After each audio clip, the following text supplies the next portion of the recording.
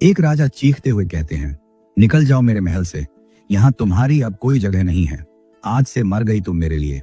एक राजा जिसने अपनी ही बेटी की उंगलियां तोड़ दी, क्या आप विश्वास करेंगे? उस राजकुमारी को महल से निकाल दिया गया, बहिष्कार कर दिया गया। फिर भी उस लड़की ने यीशु को नहीं छोड़ा। ये सिर्फ कहानी नहीं बल्कि एक सच्ची घटना है। कल्पना कीजिए कि आपके पिता आपके साथ अगर ऐसा करें तो आप क्या करेंगे? इसलिए इस वीडियो में बने रहिए, क्योंकि आज की इस सच्ची कहानी को पूरा देखने के बाद अगर आपके साथ ऐसा कुछ होता है तो आप उसके लिए तैयार रहेंगे। इसलिए आज की कहानी को आपको जरूर देखना चाहिए। अगर ये वीडियो नहीं देखा तो आपने कुछ नहीं देखा, इसलिए वीडियो को अंत तक जरूर देखें, वरना आप कभी नहीं जान पाएंगे कि उस लड़की के साथ क्या हुआ कि वो यीशु मसीह के लिए ऐशो आराम तक छोड़ने के लिए तैयार हो गई। काली रात थी, आसमान में बादल गरज रहे थे।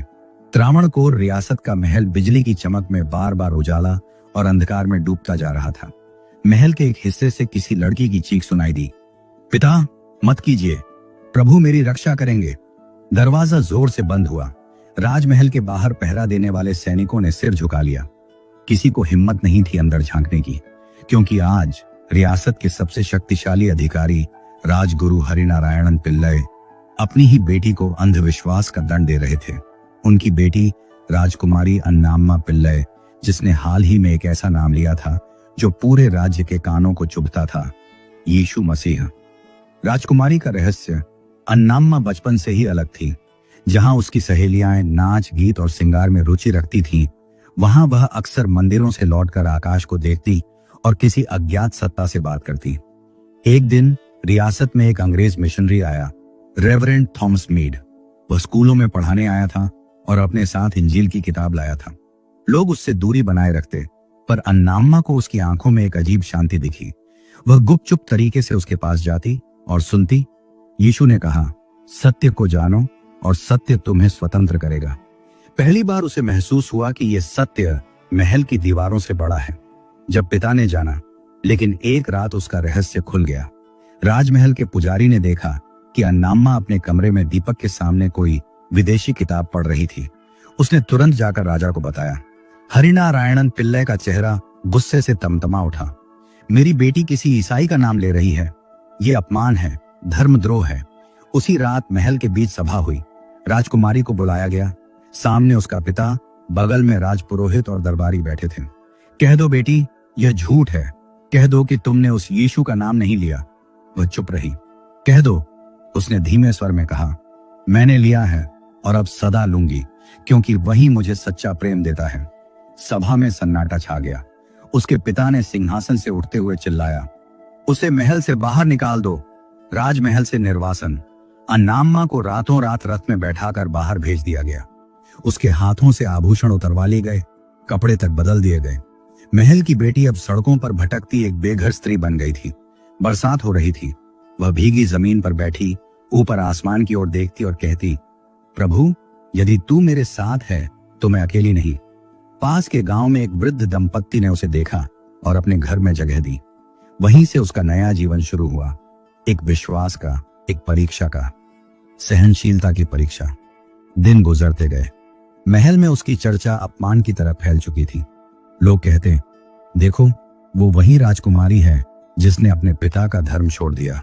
कुछ बच्चे उस पर पत्थर फेंकते, कुछ लोग उसे अशुभ कहकर रास्ता बदल लेते, पर हर बार वह मुस्कुराती और कहती, प्रभु इन्हें क्षमा करना, ये नहीं जानते कि ये क्या कर रहे हैं।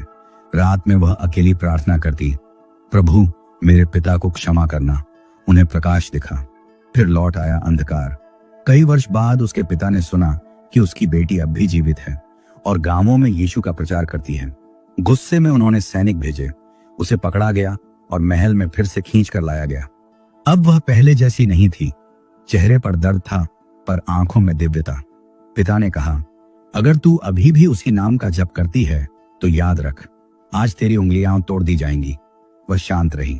उसने कहा, आप मेरे शरीर को तो तोड़ सकते हैं, पर मेरे विश्वास को नहीं। और अगले ही पल महल की दीवारों में उसकी चीख गूंजी। उंगलियां एक एक कर तोड़ी जा रही थीं, लेकिन उसी दर्द में भी उसके होंठों से निकला, प्रभु इन्हें क्षमा कर। रहस्यमय मोड़। उस रात जब पिता सोने गए तो उन्हें एक सपना आया। उन्होंने देखा कि उनकी बेटी सफेद वस्त्रों में है, और उसके टूटे हुए हाथों से रोशनी निकल रही है। उसने कहा, पिता, आपने मुझे तोड़ा पर प्रभु ने मुझे पूरा कर दिया। पिता पसीने में भीग कर उठे। महल में अगली सुबह अजीब सी शांति थी। सैनिकों ने बताया, राजकुमारी को कोई अज्ञात व्यक्ति उठा ले गया है, उसका पता नहीं, वह गायब हो गई। सालों बाद समय बीत गया। त्रावणकोर रियासत में अकाल पड़ा। लोग मर रहे थे, मंदिर खाली पड़े थे। राजमहल के दरवाजे पर एक दिन एक वृद्ध महिला आई, हाथ में कटोरा, चेहरे पर मुस्कान। वह गरीबों में भोजन बांट रही थी।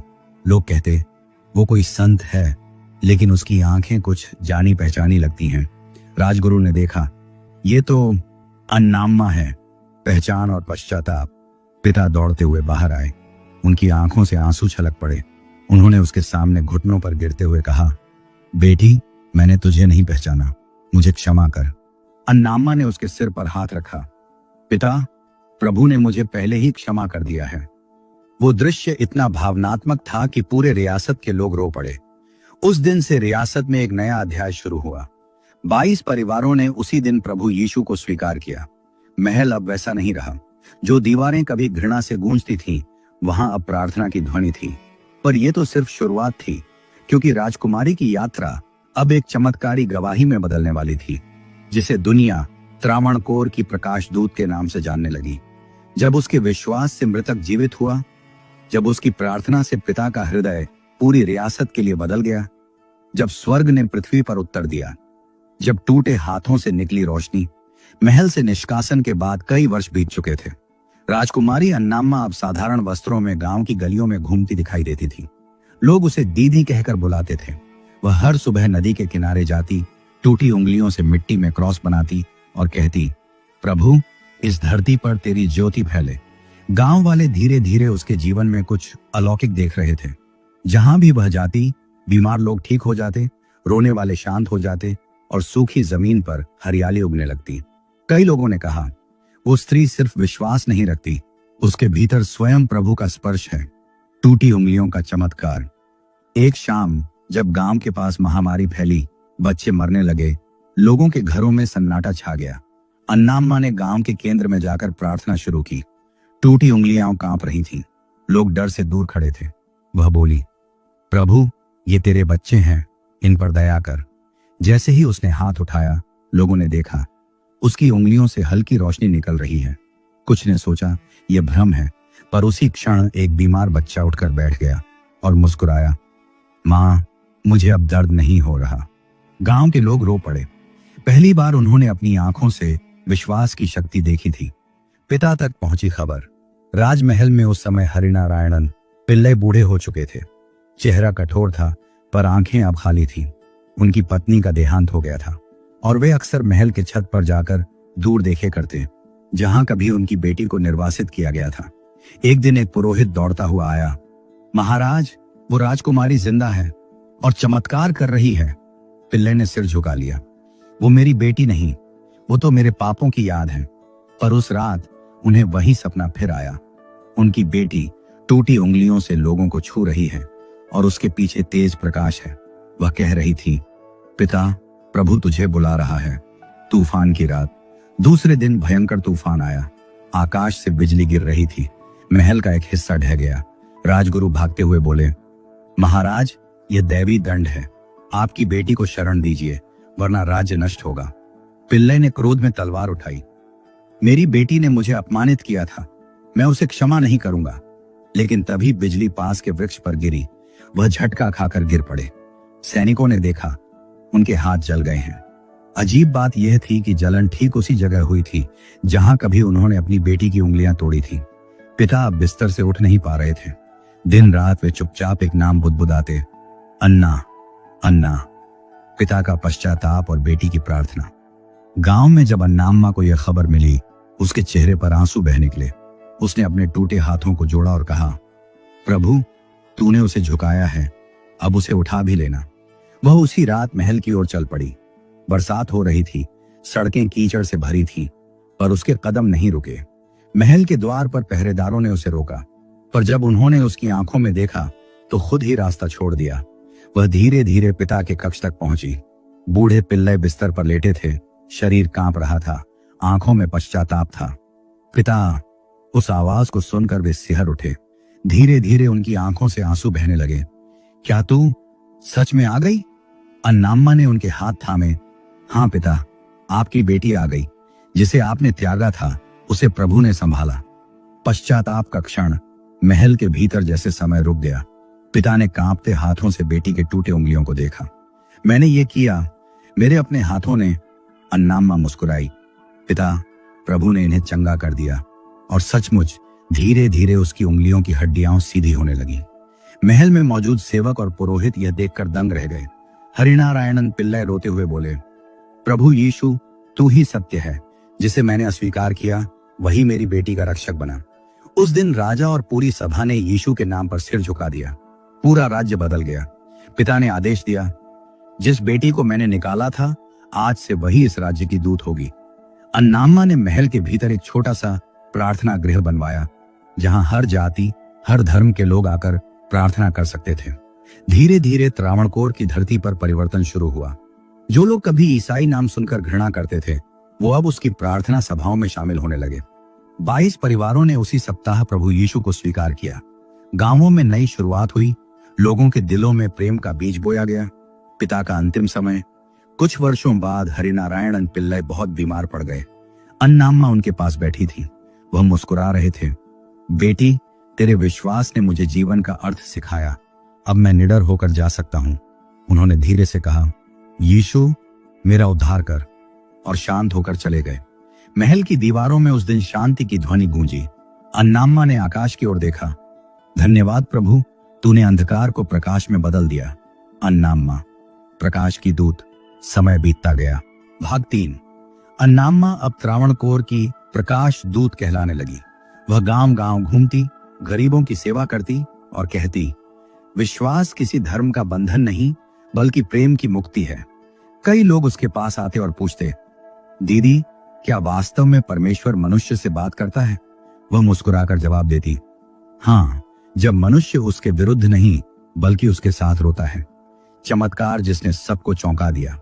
एक दिन महल में खबर आई, एक युवा सैनिक नदी में डूब गया है। लोग उसका शव लाए और अन्नाम्मा से प्रार्थना करने को कहा। वह शांत होकर उसके पास गई। प्रभु, यदि तू चाहे तो ये जीवित हो सकता है। उसने आंखें बंद की। कमरे में जैसे अदृश्य शक्ति का प्रवाह हुआ। लोगों ने देखा, सैनिक की उंगलियां हिलने लगी। फिर उसकी सांस लौट आई। वह बैठ गया और बोला, मुझे प्रकाश में एक स्त्री दिखी थी जो मुझे वापस बुला रही थी। पूरा राज्य इस घटना से हिल गया। लोगों ने कहा, यह वही राजकुमारी है जो अब प्रभु की दूत बन चुकी है। आत्मा का शांति दिवस। अन्नाम्मा वृद्ध हो चुकी थी। वह अब भी गरीबों को खिलाती, बच्चों को सिखाती और प्रार्थना करती। एक सुबह उसने अपने शिष्यों से कहा, आज प्रभु मुझे बुला रहा है। मैंने जो काम सौंपा गया था उसे पूरा किया। उसने शांत स्वर में भजन गाया, मेरा उद्धारक जीवित है। और उसी गीत के साथ उसकी आत्मा स्वर्ग में चली गई। उसके चेहरे पर मुस्कान थी। उसके जाने के बाद भी लोग कहते हैं, महल के उस प्रार्थना गृह से रात में हल्की रोशनी निकलती है और जब कोई पीड़ित वहां प्रार्थना करता है उसे अद्भुत शांति मिलती है। गांव वालों ने उस स्थान को अन्नाम्मा दीदी आश्रम का नाम दिया। आज भी वहां लोग साक्ष्य देते हैं कि उनके जीवन में परिवर्तन आया जब उन्होंने उस प्रकाश दूत की कहानी सुनी। उसने अपने पिता को क्षमा किया, अपने शत्रुओं को आशीष दी और अपने विश्वास से पूरी रियासत बदल दी। पर कहानी अभी समाप्त नहीं हुई, क्योंकि आगे हम देखेंगे कैसे अन्नाम्मा की गवाही समुद्र पार तक पहुंची, कैसे विदेशी मिशनरियों ने उसके जीवन से प्रेरणा लेकर स्कूल, अस्पताल और गिरजाघर बनाए और कैसे उसकी गवाही ने पूरे दक्षिण भारत में विश्वास की क्रांति शुरू की। जब प्रकाश समुद्र पार गया, पिता की मृत्यु के बाद त्रावणकोर की भूमि जैसे किसी बोझ से मुक्त हो गई थी। जो सत्य को खोजता है वही प्रभु को पाता है। लोगों ने इसे केवल धर्म का नहीं बल्कि नई सोच का आरंभ कहा। वह अब रानी नहीं, एक सेविका थी। महल के आंगन में बैठकर वह स्वयं बच्चों को अक्षर सिखाती, गरीबों को रोटी देती। प्रकाश विद्यालय की नींव। अन्नाम्मा ने कहा, अगर अंधकार ज्ञान की कमी से है तो शिक्षा ही प्रकाश है। इसलिए उसने महल के पीछे एक छोटा सा कक्ष खोला। लकड़ी की पट्टियों पर बैठते बच्चे मिट्टी की स्लेट पर लिखते नाम आ आ ई। धीरे धीरे गांव गांव से बच्चे आने लगे। ब्राह्मणों के, मछुआरों के, किसानों के, सबके लिए दरवाजा खुला था। ये त्रावणकोर की पहली ऐसी पाठशाला बनी जहां जाति और लिंग का भेद नहीं था। उत्तर से आए अजनबी एक दोपहर कुछ घोड़े महल के बाहर रुके। अंग्रेज मिशनरी थॉमस मीड, जो वर्षों पहले उसे सुसमाचार सुनाया करता था, अब वृद्ध हो चुका था। उसके साथ कुछ नए प्रचारक थे। उनमें एक भारतीय युवक भी था जो मद्रास से आया था। थॉमस ने उसे देखकर कहा, मेरी बच्ची, तूने जो बोया था वही आज फल दे रहा है। वह झुककर बोली, गुरु, मैंने नहीं, प्रभु ने किया। उनके साथ मिलकर उसने निर्णय लिया, त्रावणकोर से बाहर सेवा फैलाने का। सागर पार की पुकार। अन्ना अम्मा को एक रात सपना आया, नीला समंदर और उस पार रोशन दिए तैर रहे थे। एक आवाज आई, तूने अपने राज्य को जला दिया है, अब अन्य द्वीपों को रोशन कर। सुबह उसने साथियों से कहा, हम कोचीन, फिर गोवा और फिर श्रीलंका तक जाएंगे। सभी हैरान थे। समुद्र पार यात्रा उस युग में असंभव मानी जाती थी, पर वह बोली, जहां विश्वास है वहां राह बनती है।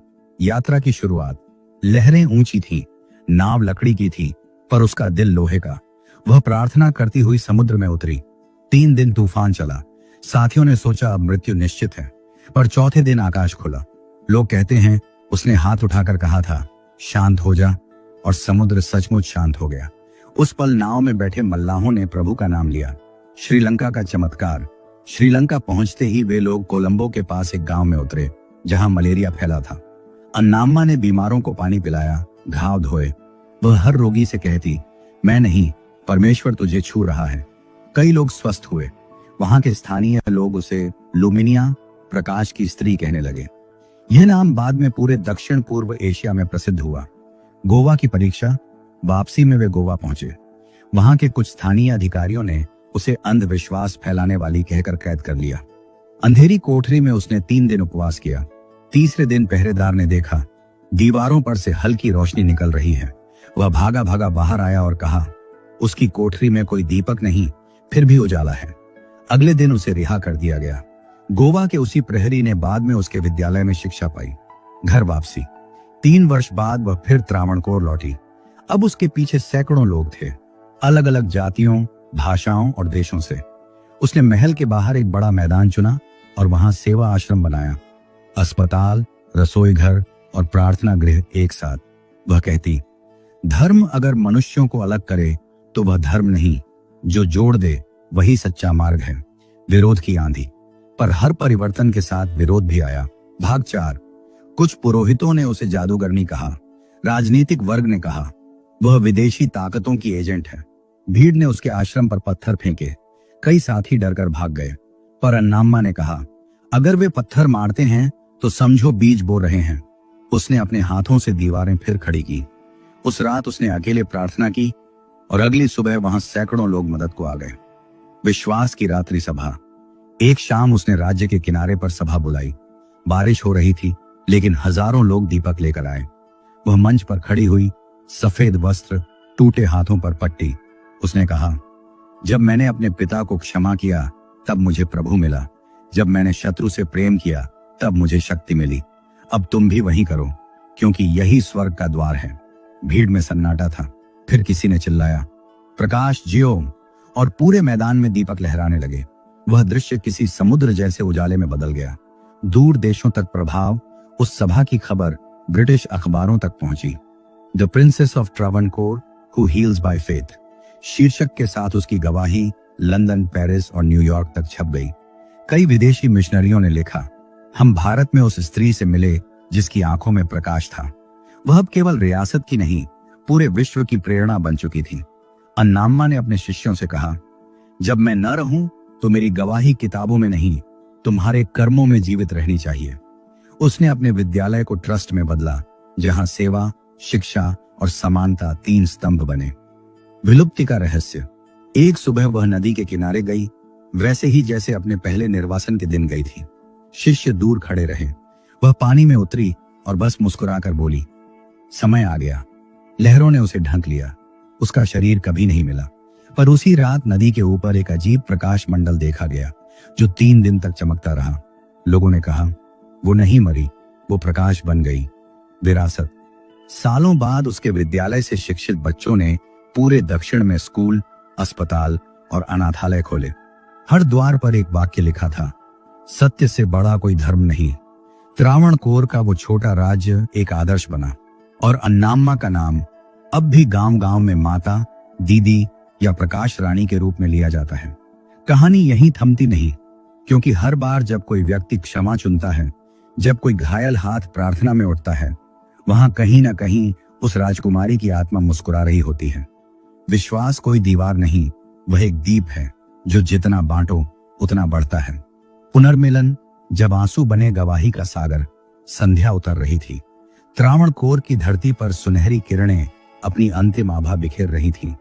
महल के ऊंचे गुंबदों पर चिड़ियां लौट रही थीं, लेकिन भीतर के गलियारों में अब भी एक अजीब सी निस्तब्धता थी, मानो वर्षों से कोई अनकही कहानी वहीं ठहरी हो। खोए वर्षों की प्रतिध्वनि, वर्षों बीत चुके थे। वह राजकुमारी अब एक साधारण स्त्री बन चुकी थी, जिसने कभी महल के रेशमी वस्त्रों में प्रभु का नाम लिया था, आज गांव के छोटे से झोपड़े में मसीही विश्वास की ज्योति जलाए बैठी थी। उसका नाम अब रूथ था। यह नाम उसे उसके एक मसीही गुरु ने दिया था, जब उसने अपने सब कुछ खोने के बाद प्रभु के समर्पण में जीवन दिया था।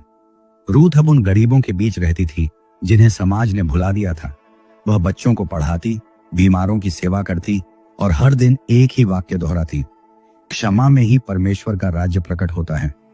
वह अब भी अपने पिता को याद करती थी, पर उसके हृदय में कोई रोष नहीं था, बस एक गहरी करुणा थी जो हर प्रार्थना में छलक जाती थी। हर रात वह दीपक जलाती और कहती, प्रभु, जिस पिता ने मुझे तिरस्कृत किया उस पर दया कर, जैसे तूने मुझे बचाया वैसे उसे भी बचा। महल में छाया हुआ सन्नाटा। दूसरी ओर राजा का हृदय अब पहले जैसा नहीं रहा। उम्र बढ़ चुकी थी, रियासत की महिमा फीकी पड़ गई थी, राजकोष खाली हो चुका था, पर उससे भी बड़ा शून्य उसके भीतर था। वह शून्य जो एक बेटी की पुकार से भरा था। उसने कई बार अपने मन में कहा, काश मैंने उस दिन अपनी बेटी की बात सुन ली होती, लेकिन हर बार अहंकार की जंजीरें उसे रोक लेती। रात को जब वह अकेला बैठता तो उसकी आंखों के सामने वही दृश्य घूम जाता, वो नन्ही उंगलियां जो उसने अपने हाथों से तोड़ी थी, वो चीख जो महल की दीवारों में गूंज कर भी दबा दी गई थी, पर अब वो चीख उसके सपनों में गूंजती थी। एक रात उसने स्वप्न देखा, वह राजमहल के मंदिर में है और उसकी बेटी प्रभु यीशु के चरणों में खड़ी है। उसके पीछे तेजस्वी प्रकाश है। वह पुकारता है, बेटी, पर वह मुस्कुराकर कहती है, पिता, आपने मुझे तोड़ा नहीं, आपने मुझे गढ़ा है। राजा नींद से हड़बड़ाकर उठ बैठा। उसका शरीर कांप रहा था, पसीना बह रहा था। वह जान गया कि यह कोई सामान्य स्वप्न नहीं, बल्कि एक बुलावा है, एक दिव्य चेतावनी। तूफान की पुकार। उसी समय रियासत में एक महामारी फैल गई। गांवों में लोग बीमार पड़ने लगे। डॉक्टर हार मान चुके थे। राजमहल में भी लोग बीमार पड़ने लगे। राजा का दिल अब बेचैन था। उसकी बेटी की प्रार्थना, उसकी मुस्कान और प्रभु का नाम बार बार उसके भीतर गूंजने लगा। एक दिन महल के दरवाजे पर खबर आई, महाराज, एक महिला है जो बीमारों को छूकर ठीक कर रही है। लोग उसे प्रार्थना वाली बहन कहते हैं। राजा ने सिर उठाया। कौन है वह?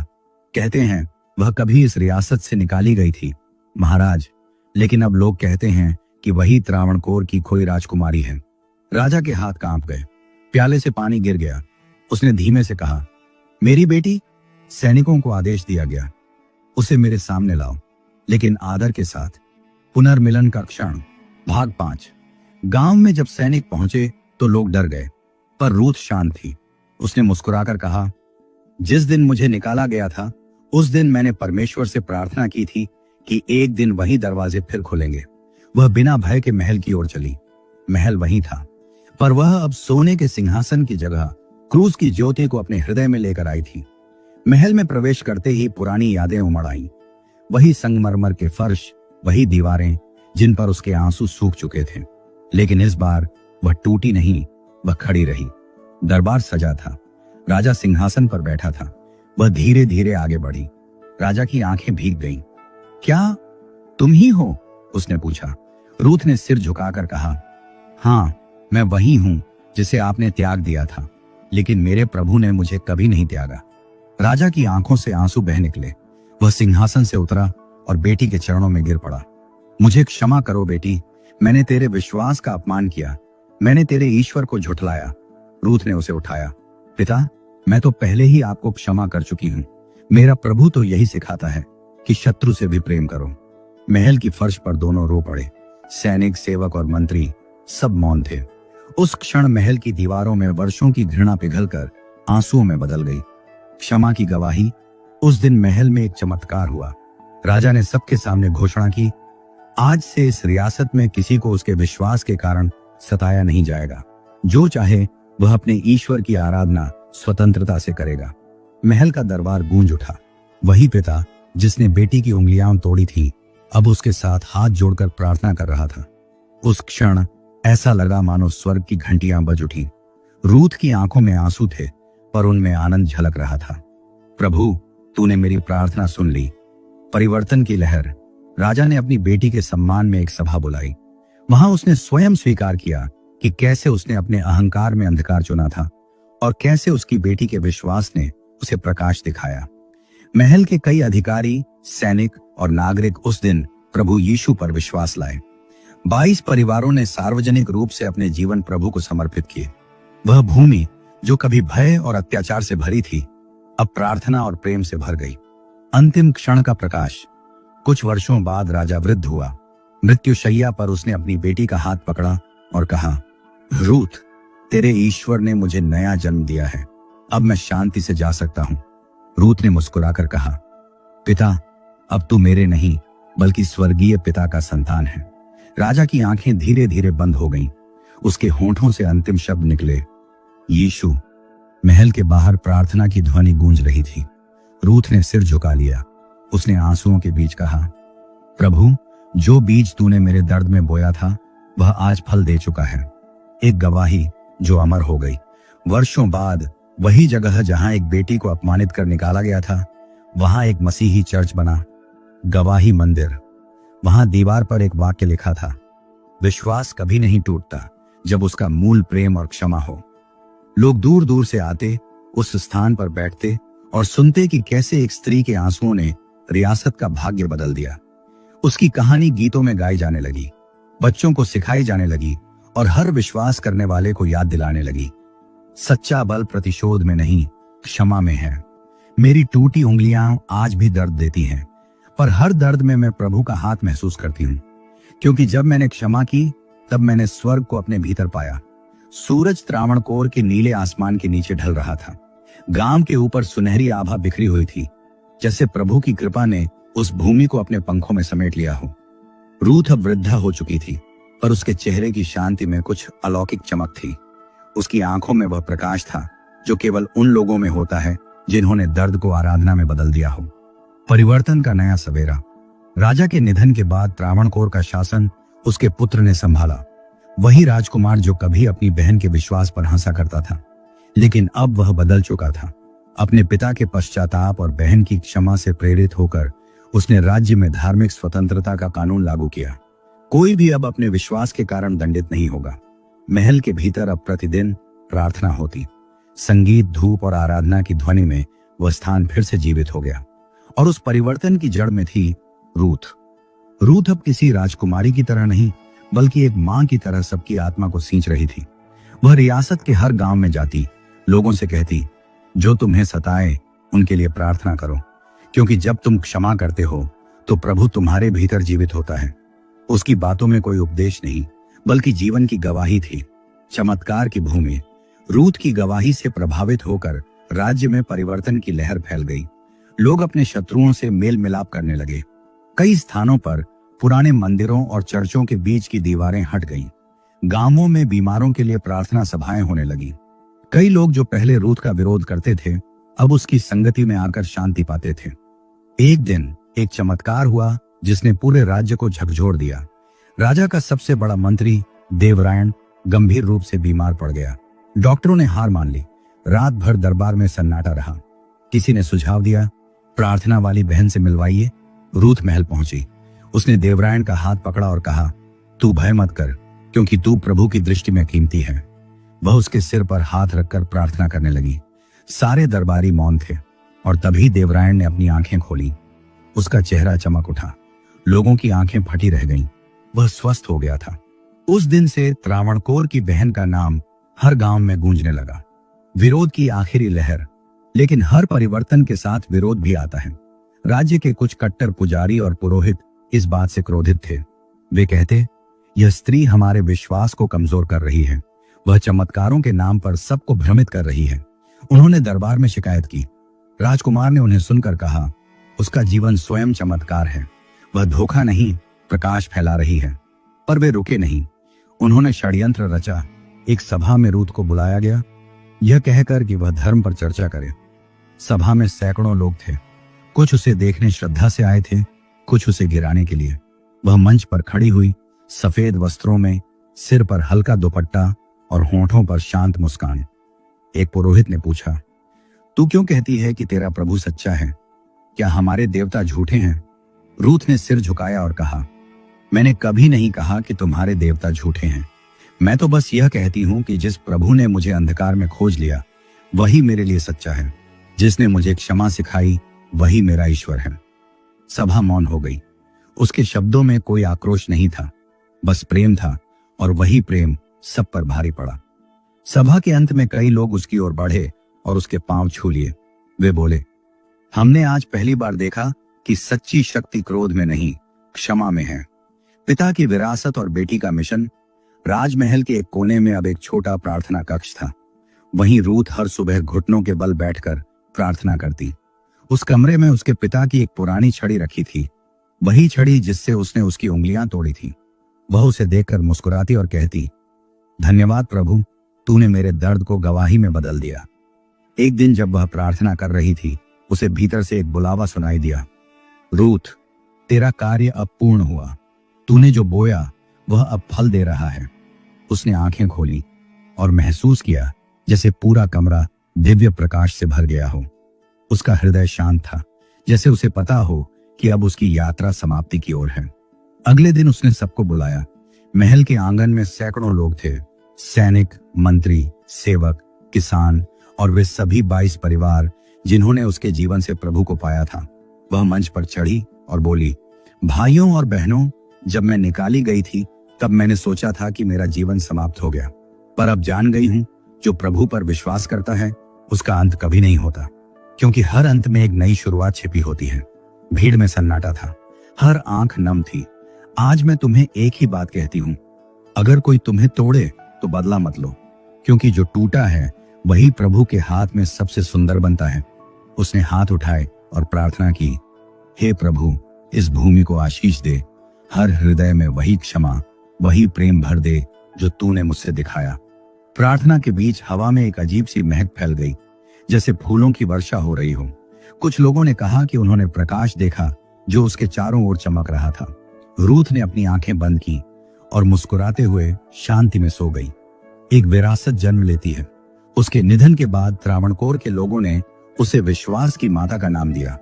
महल के पास उसकी स्मृति में एक विशाल चर्च बनाया गया, जहां हर वर्ष लोग उसकी गवाही सुनने आते।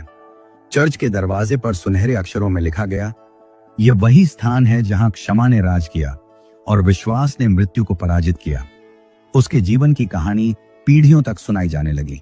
लोग अपने बच्चों को बताते, एक राजकुमारी थी जिसने अपने पिता के हाथों अत्याचार झेला, लेकिन उसी ने पिता को स्वर्ग का रास्ता दिखाया। चमत्कार जारी रहा। वर्षों बाद वही चर्च, गवाही मंदिर पूरे दक्षिण भारत में प्रसिद्ध हुआ। जो भी वहां आता उसके जीवन में परिवर्तन आता। कई लोग जो टूट चुके थे वहां जाकर शांति पाते। कहा जाता है वहां की दीवारों से आज भी एक धीमी आवाज आती है, क्षमा करो जैसे मैंने तुम्हें क्षमा किया। कभी कभी रात को उस प्रार्थना कक्ष में हल्की रोशनी दिखाई देती, मानो रूथ अब भी वहां प्रार्थना कर रही हो। गवाही का ताज। रूथ की कहानी केवल एक स्त्री की नहीं रही, वह एक आंदोलन बन गई। त्रावणकोर के बाहर पड़ोसी राज्यों में भी उसकी गवाही फैल गई। मिशनरियों ने कहा, उसका जीवन बाइबल की जीवित मिसाल है। कई राज परिवारों ने उसके नाम पर स्कूल, अस्पताल और अनाथालय खोले। हर संस्था की दीवार पर उसके शब्द अंकित थे, विश्वास कभी अकेला नहीं होता, वह हमेशा प्रेम के साथ चलता है। उसकी टूटी उंगलियां अब एक प्रतीक बन चुकी थीं, हर उस व्यक्ति के लिए जो सताया गया लेकिन विश्वास से पीछे नहीं हटा। गवाही जो अमर हो गई। एक इतिहासकार ने लिखा, त्रावणकोर की राजकुमारी की कहानी केवल एक धार्मिक कथा नहीं, बल्कि मानवता की विजय है। उसने दिखाया कि प्रेम प्रतिशोध से बड़ा है और क्षमा सबसे बड़ी ताकत है।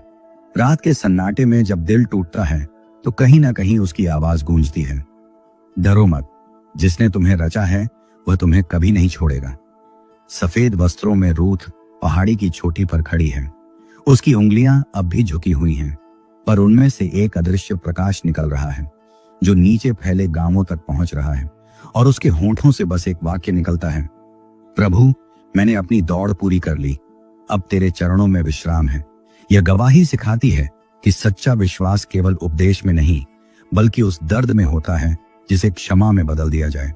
जिसने हमें सताया उसके लिए प्रार्थना करना ही मसीही जीवन की सबसे बड़ी जीत है, क्योंकि क्षमा करने वाला कभी हारता नहीं, वह स्वर्ग की गवाही बन जाता है।